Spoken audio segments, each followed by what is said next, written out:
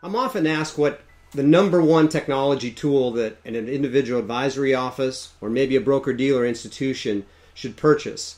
And I will say it's a great question because you definitely need to look at what you need to install for your business, but it's probably going to be different for almost every institution out there, as well as the individual advisors in their office.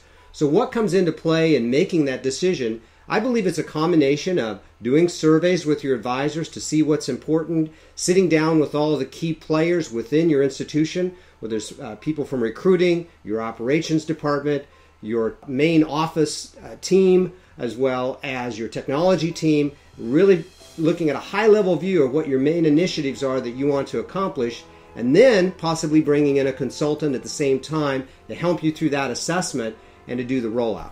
Some of the main pain points broker-dealers are facing today are in the area of straight-through processing, as well as compliance hurdles they're facing with both FINRA and the SEC, combined with data aggregation problems.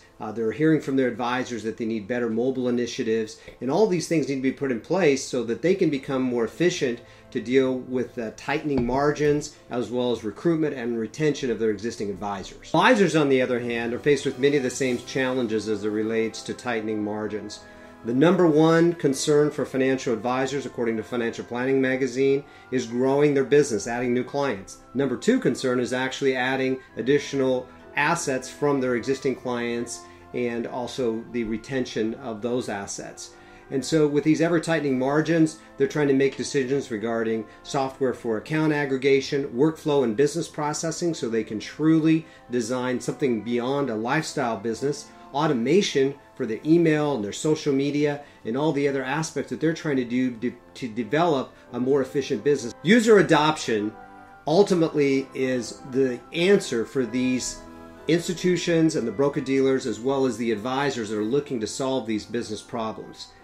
Sharon Bellamy, in an interview recently in CMS Wire, mentioned that technology really is only about 10% of the issue regarding user adoption. The other 90% comes down to project management, training, coming out with a program that really solves the problem and the solutions for the advisors.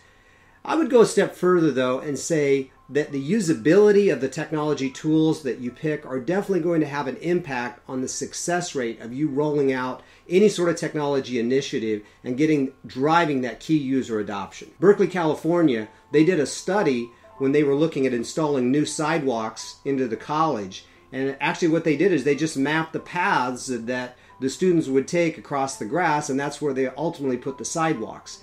I think that's just something important to look at to see how your advisors live and work before you go out and roll out a technology initiative that is not going to make sense to them. So where are some of the answers? Well, let's talk a little bit about some mistakes that we've seen out there.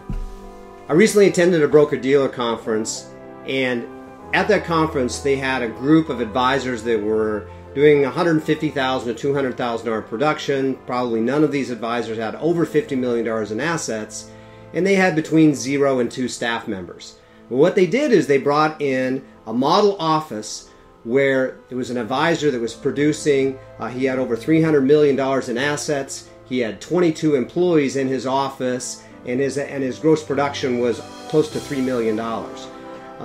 By the end of the 2.5-hour session, it was pretty clear by the shakes of the heads in the room and the glazed eyes of those advisors that they really did not see the connection that the technology tools at this particular office, was a successful office, yes, were preaching to them.